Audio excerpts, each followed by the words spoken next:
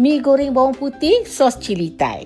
Masak dan makan ramai-ramai di hujung minggu, sedap mula buat. Bahan-bahannya pun simple je. Bawang putih tu tumbuk kasar, kemudian tumis hingga wangi.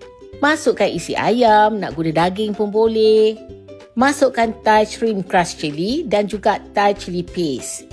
Tumis bahan-bahan tu hingga sebati, masukkan sos tiram, kicap lemak manis, cuka sikit dan tambahkan sos cili Thai adabi ni rasa cili Thai yang sebenar dan rasa bawang putih. Ini yang membangkitkan lagi kesedapan mi goreng kita. Tambah air sikit, serbuk pati ayam, biarkan dia merenih. Masukkan mi dan cooking caramel untuk color. Masak hingga mi tu cantik berkilat, masukkan taupo. Goreng hingga sebati, akhir sekali masukkan kucai dan tauge.